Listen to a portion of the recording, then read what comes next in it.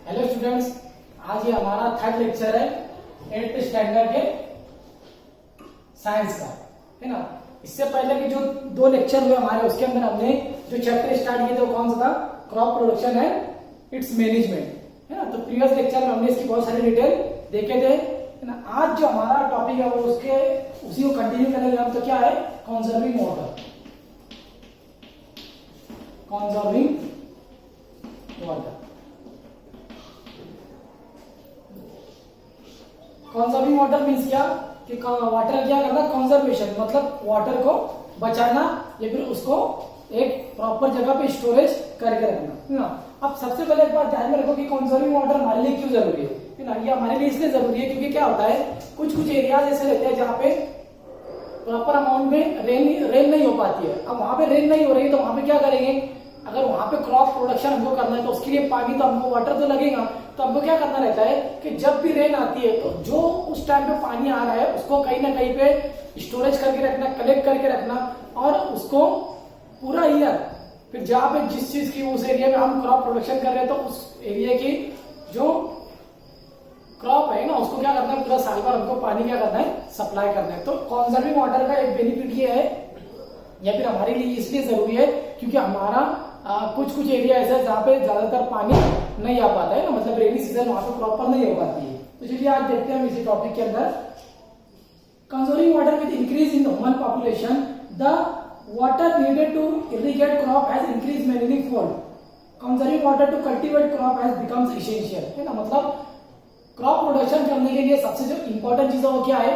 एक तो वाटर है, और उसी के बेस के ऊपर वाटर को कंजर्व करने के लिए हमारे लिए क्या है? बहुत ज्यादा जरूरी चीज है। In areas where rainfall is low and the ground water is scarce, है ना। मतलब ऐसा एरिया जहां पे रेनफॉल कम होती है और उस एरिया के अंदर जो ग्राउंड वाटर रहता है, ग्राउंड वाटर में तो क्या, जो बोरवेल वगैरह से हम पानी निकालते हैं तो वो ग्राउंड लेवल वाटर का कम होता है। अब वहां पे ग्राउंड लेवल कम है, बारिश कम हो रही है तो जाहिर सी बात है ग्राउंड लेवल भी कम रहेगा, और ग्राउंड लेवल कम रहेगा तो फिर पूरा ईयर अगर हमको क्रॉप के लिए पानी सप्लाई करना तो उतना अवेलेबल वाटर नहीं रहता है। तो उसके लिए हमको क्या करना रहता है? Local people use several method to replenish the water table. यानी वहां के जो एरिया के लोग रहते हैं ना वो अलग अलग मेथड यूज करते हैं। किस लिए? कि वाटर टेबल किसी ना किसी तरह थोड़ा क्या हो जाए, बढ़ जाए, है ना। जैसे आपने प्रीवियस स्टैंडर्ड में देखे होंगे रेन वाटर हार्वेस्टिंग है, जो हम क्या करते हैं रूफ ऑफ द घर के होम के उसके रूफ के ऊपर क्या करते हैं, उसको एडजस्ट करके पूरा का पूरा जो रेन वाटर रहता है उसको जमीन के अंदर पर्कुलेट करते हैं, है ना। तो ये दो तीन बहुत सारे मेथड है। उसी के साथ साथ क्या करते हैं, in many region of India tanks are constructed either by the bunding or by excavating the ground for the collecting rain water. In region with the less rainfall, people have constructed the check dam and the tank to collect the rainwater. Water from this source is used to cultivate the crop. है ना। Check dam भी आपने previous standard में पढ़ा है। Check dam क्या रहता है कि अगर बहुत ज्यादा क्वांटिटी में रेन आ गई है, अब जो फ्लड आता है या फिर अगर वो बारिश का जो पानी है वो बह रहा है जोर से, तो क्या किया जाता है, वो जिस वे से जा रहा है उस वे के अंदर बीच में क्या किया जाता है, एक बहुत बड़ा डैम जैसा बनाया जाता है। तो उससे क्या होता है कि वो जो रेन का वाटर आ रहा है, जो फ्लडेड टाइप में आ रहा है, वो पूरा के पूरा उसके अंदर क्या होता है, स्टोर हो जाता है। तो ये टाइप है किसका? चेक डैम का। आपने 7th स्टैंडर्ड में इसके बहुत सारे टॉपिक ऑलरेडी देख चुके हैं। तो ये क्या? कंजर्विंग ऑफ वाटर, जो हमारी क्रॉप प्रोडक्शन का या फिर जो बेसिक प्रैक्टिस है क्रॉप प्रोडक्शन की, उसका सबसे बोलना चाहिए एक बहुत इंपॉर्टेंट सोर्स है। क्योंकि वाटर के अगर नहीं रहा तो क्रॉप प्रोडक्शन नहीं होगा, और वाटर को ज्यादा दिन तक हमको यूज करने के लिए उसका कंजर्वेशन क्या हमारे लिए जरूरी है ना। आप बुक में फिगर देंगे तो वहां पे चेक डैम का आपको डायग्राम भी दिया है ना, वहां पे आप उसको देख के समझ सकते हो, है ना। उसके बाद का जो हमारा टॉपिक है वो है adding manure, adding manure and fertiliser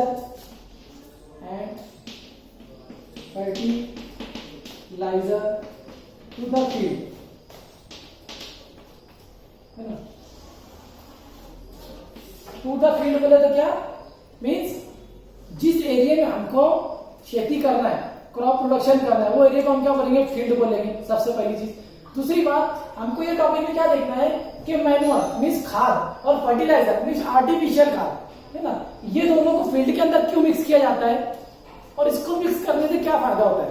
सबसे पहले एक बात ध्यान में रखो कि अगर हमने एक एरिया के अंदर जैसे एक खेत है ना, उसके अंदर एक बार हमने क्रॉप कर ली, 2 बार कर ली, 3 बार कर ली, तो क्या होता है जैसे जैसे हम वो सॉइल के ऊपर या फिर वो लैंड के ऊपर क्रॉप प्रोडक्शन करते रहते हैं, तो उस सॉइल की जो फर्टिलिटी है धीरे धीरे क्या होती रहती है, कम होती रहती है। क्यों कम होती है? क्योंकि हम जो उसके अंदर क्रॉप प्रोडक्शन कर रहे हैं, वो जो क्रॉप आई है वो न्यूट्रिएंट्स कहां से ले रही है? सॉइल से। और जैसे जैसे हम डे बाय डे मतलब एक बार क्रॉप की, 2 बार क्रॉप की, तो वो क्या करेंगे, वहां के जो क्रॉप प्रोडक्शन हमें किया वो सॉइल के न्यूट्रिएंट किसके अंदर शिफ्ट हो गए? वहां की क्रॉप के अंदर। अब क्या हुआ कि जो वहां की सॉइल थी, उस जो लैंड थी, उसकी फर्टिलिटी क्या हो गई? कम हो गई। अब उसकी फर्टिलिटी हमको क्या करना है? इंक्रीज करना है। तो उसकी फर्टिलिटी इंक्रीज करने के लिए हम क्या करते हैं? मैन्योर को ऐड करते हैं और उसके साथ साथ आर्टिफिशियल फर्टिलाइजर को भी ऐड करते हैं। उसी के साथ साथ जो मैन्योर होता है फर्टिलाइजर, इसका फंक्शन क्या होता है कि मैन्योर जो होती है, जब इसको हम सॉइल में मिक्स करते हैं तो सॉइल जो होती है ये थोड़ी फाइबरस हो जाती है। और फाइबरस होने का मींस क्या, उसके अंदर थोड़े फाइबर मिक्स हो जाते हैं। अब फाइबरस होने से इसका बेनिफिट क्या होता है? इसका बेनिफिट ये होता है कि सॉइल जब फाइबरस होती है तो वो ज्यादा से ज्यादा वाटर को होल्डिंग कर सकती है, ऑक्सीजन का एक्सचेंज अच्छी से उसके अंदर हो सकता है। मींस अगर सॉइल की फर्टिलिटी कम हुई, इन द सेंस क्या होता है कि उसकी वाटर होल्डिंग कैपेसिटी भी कम हो जाती है और उसके अंदर जो फाइबर होता है, फाइबरस टाइप है ना, वो भी कम हो जाता है। तो हम मैन्योर और फर्टिलाइजर ऐड करके उसको क्या करते हैं? बढ़ाते हैं। अब मैं बुक में पढ़ता हूँ, देखो क्या दिया है। When a piece of land is used to grow crop, the plant nutrients gets used up more rapidly than they are being renewed. After each crop, the field has lesser amount of nutrients. Farmer have to take step to maintain soil fertility. है ना, मैंने आपको बताया अभी कि जैसे जैसे हम क्रॉप प्रोडक्शन करते हैं सॉइल की फर्टिलिटी कम होती जाती है, और उसको फर्टिलिटी को मेंटेन रखने के लिए जो फार्मर रहते हैं वो मैन्योर को ऐड करते हैं। The fertility of agricultural land can be increased by the adding manure. Manure is mainly decomposed animal dung and the plant material. Manure के लिए क्या यूज करते हैं? एनिमल डंग और उसके साथ साथ प्लांट के जो मटेरियल रहता है। प्लांट मटेरियल मतलब क्या, जैसे प्लांट की लीफ हो गई, स्टेम हो गया, दूसरा सब पार्ट को ऐड किया जाता है ना। It contain plant nutrients and the large amount of fibre, है ना, जो यहाँ पे वर्ड आ रहा है फाइबर। अब फाइबर का क्या है function? The fibrous nature of manure increase the water holding capacity, है ना। आपको क्वेश्चन आ सकता है कि what is the function of fibre in soil. तो फाइबर का फंक्शन क्या रहता है? ये वाटर को होल्ड करके रखता है, मतलब वाटर होल्डिंग कैपेसिटी सॉइल की क्या होती है? बढ़ जाती है ना। porous soil hold more air and keep the root of plant healthy. Manure also increase the number of soil organisms such as bacteria and fungi that decompose the remains of the plant and animal. उसी के साथ साथ जो manure रहता है उसके अंदर bacteria भी रहते हैं, फंगी भी होता है। अब जब हमने सॉइल में मिक्स कर दिए तो क्या करेंगे? डिकम्पोजिशन का प्रोसेस भी अच्छी से होगा, जो नाइट्रोजन फिक्सेशन का वो प्रोसेस भी अच्छी से होगा। तो मैन्योर के बहुत सारे फंक्शन है, मतलब मैन्योर ऐड करके हम सॉइल की फर्टिलिटी को आसानी से इंक्रीज कर सकते हैं। उसी के साथ साथ plant need material such as potassium, phosphorus and salt like the nitrate to grow. Often manure is not adequate to replenish these plant nutrients in the soil. Therefore farmer use chemical fertilizers such as urea, potash and the NPK. अब यहाँ पे क्या बताया कि manure के अंदर ऐसा जरूरी नहीं कि सब मटेरियल प्रेजेंट हो, और सॉइल के लिए पोटेशियम, सोडियम, ये सब मटेरियल भी न्यूट्रिएंट्स लगते हैं। तो वो सब हम कहाँ से देते हैं? वो सब हम देते हैं बाय फर्टिलाइजर, है ना। फर्टिलाइजर क्या है? आर्टिफिशियल मैन्योर है ना। तो ये भी हमको क्या करना पड़ता है? थोड़ी क्वांटिटी में ऐड करना पड़ता है। Excessive use of chemical fertilizer damage the soil. They make the soil less porous and reduce the water holding capacity of the soil. Chemical fertilizer also make the soil acidic. Most plants do not grow in the acidic soil. Chemical fertilizer kill soil organism. As a result, the soil loses its natural capacity of decompose the organic matter. यहाँ पे एकदम clearly उसने बता दिया आपको कि अगर chemical fertiliser हम ज्यादा यूज करते हैं तो इसके अगर ज्यादा यूज करते हैं तो इसका डायरेक्टली इफेक्ट किसके ऊपर पड़ता है? सॉइल में। कैसे? अगर हमने इसको ज्यादा क्वांटिटी में यूज किया तो सबसे पहली बात वाटर होल्डिंग कैपेसिटी कम कर सकता है। दूसरा, ये जो उसके अंदर माइक्रो ऑर्गेनिज्म उनको मार सकता है, जो नाइट्रोजन फिक्सेशन ये सब काम वर्किंग करते हैं या फिर दूसरे डिकम्पोजिशन का काम करते हैं। तीसरा, ये क्या करता है कि जो हमारे सॉइल को एसिडिक कर देता है। अब एसिडिक करने से क्या होगा कि कुछ कुछ क्रॉप होती है जो एसिडिक मीडियम में ग्रो नहीं हो पाती है, तो वो सॉइल क्या हो गई? एकदम यूजलेस हो गई। फिर उसके लिए हमको क्या करना पड़ेगा? बहुत ईयर तक टाइम, मतलब उसको जब तक रुकना पड़ेगा तब तक उसका एसिडिक कैरेक्टर कम नहीं हो जाता, या फिर उसके अपोजिट कोई फर्टिलाइजर हमको ऐड करना पड़ेगा। हाँ, अपोजिट फर्टिलाइजर हम ऐड करते हैं तो उसका भी कोई दूसरा ना दूसरा इफेक्ट हो सकता है। तो केमिकल फर्टिलाइजर जो आर्टिफिशियली होता है ना, वो ज्यादा क्वांटिटी में सॉइल के ऊपर यूज नहीं करना चाहिए, है ना। अब देखो यहाँ पे उसी के नीचे टॉपिक दिया difference between manure and fertilizer, है ना। किसके बीच में मैन्योर और फर्टिलाइजर के बीच में आपको डिफरेंस देखना है। तो मैंने आपको अभी बताया मैन्योर क्या है, एक नेचुरल खाद है, और फिर फर्टिलाइजर क्या है, आर्टिफिशियल खाद है। देखो मैं पढ़ता हूँ पॉइंट वाइज। मैन्योर में पहला point, natural substance obtain by the decomposition of plant and natural elements, है ना। मींस क्या, मैन्योर ये कहां से आ रहा है, नेचुरली, कहां से, एनिमल और प्लांट से।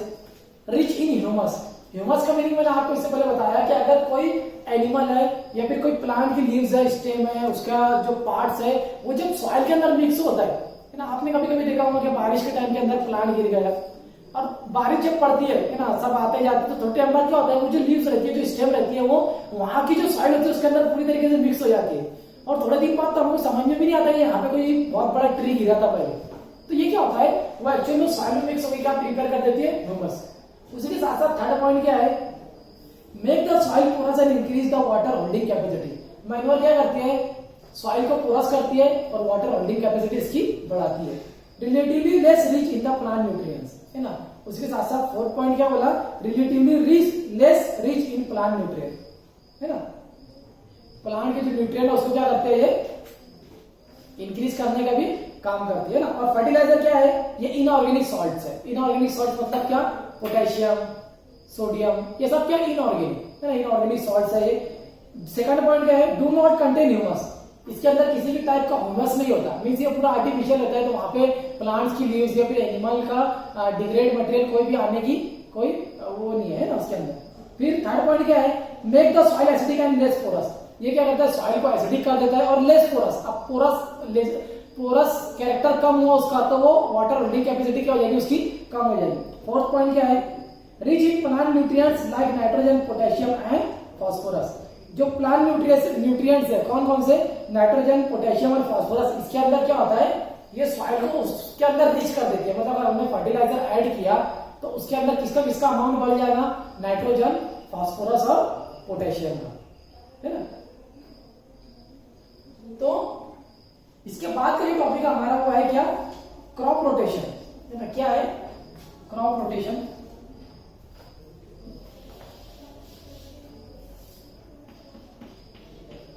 क्रॉप रोटेशन, है ना। क्रॉप रोटेशन का मतलब क्या रहता है, क्रॉप मीन्स फसल, और रोटेट करना मीन्स क्या, किसी चीज को रिपीट करना। जैसे रोटेट होना मतलब क्या, जैसे इसको मैं क्या कर रहा हूं, ऐसे घुमाऊंगा, मतलब ये क्या, रोटेट हो रहा है। तो क्रॉप रोटेशन मतलब क्या, क्रॉप को रोटेट करना। अब क्रॉप को रोटेट करना मीन्स क्या, देखो मैं पढ़ता हूं पहले फिर आपको समझाता हूं, है ना। क्या बोला क्रॉप रोटेशन में, crop rotation is a natural method of maintaining the fertility of the field. This is done by the growing leguminous crop after the cereal crop. इसमें क्या किया जाता है कि सॉइल की फर्टिलिटी, मैंने आपको अभी बताया कि जैसे जैसे हम क्रॉप प्रोडक्शन करते हैं, एक बार किए, दो बार किए, तीन बार किए, तो सॉइल की फर्टिलिटी धीरे धीरे कम होती है। अब हमको हर वापस से और क्रॉप करना है, अब सॉइल की फर्टिलिटी तो कम है, तो नेचुरली कुछ ऐसी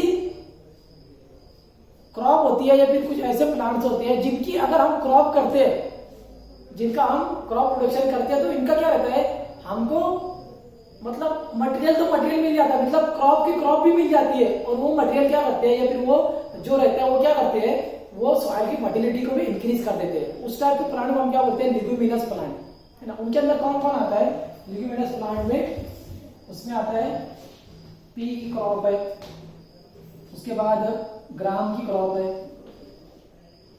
ना। उसी के साथ साथ हम क्या लेते हैं,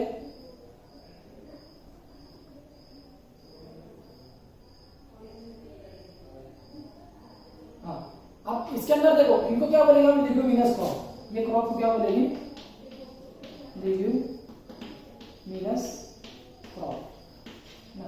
क्या किया जाता है, जैसे मैं एक एग्जांपल आपको देता हूं, ये एक खेत है ना, इसके ऊपर मुझे क्या करना है, क्रॉप प्रोडक्शन करना है। अब मैंने क्या किया, सीरियल क्रॉप किया। सीरियल क्रॉप किया तो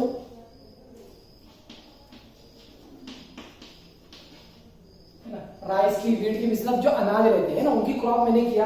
अब मैंने एक बार दो बार इनकी क्रॉप किया, अब इसकी फर्टिलिटी क्या हो गई, कम हो गई ये खेत की। अब मुझे क्या करना है, इसकी फर्टिलिटी इंक्रीज करना है, तो मैं क्या करूंगा, इसी खेत के ऊपर किसकी क्रॉप करूंगा, पी की, ग्राम की।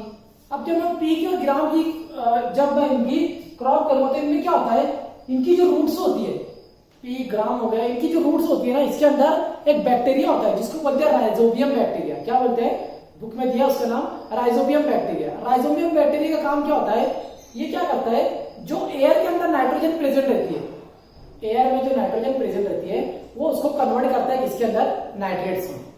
अब इसने क्या किया, उसको नाइट्रेट्स में कन्वर्ट किया।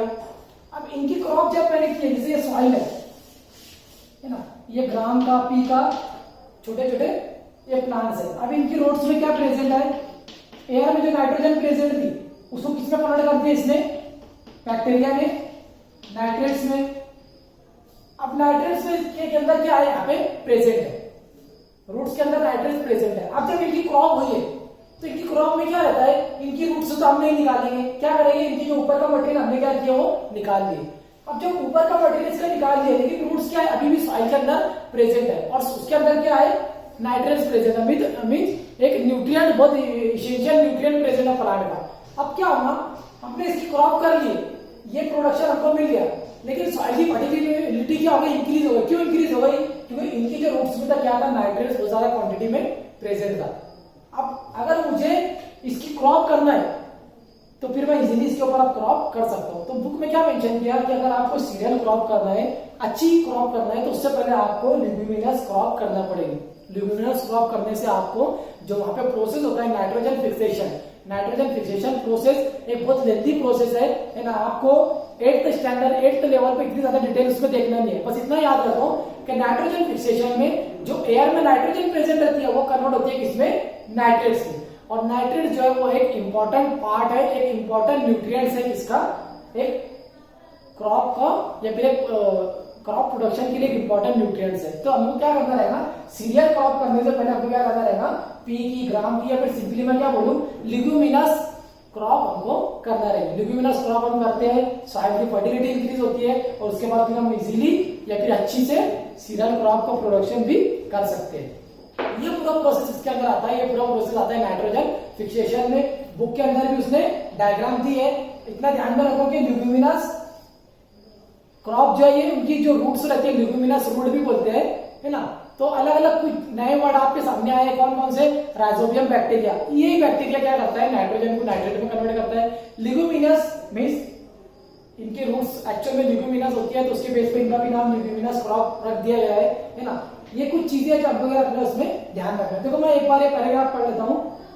All leguminous plants such as gram, pea and the beans convert nitrogen gas from the atmosphere into nitrate with the help of the rhizobium bacteria that live in the rare root in special structure called the root nodules. Root nodules के अंदर rhizobium bacteria present होता है। After harvesting when the roots of this plant decompose the nitrate present in the root nodule enrich the soil. Some blue green algae also fix nitrogen gas directly from the algae as the nitrate. The process of fixing nitrogen directly from the air is known as the nitrogen fixation. यहाँ पे nitrogen fixation की उसने last point में definition आपको बताया है ना।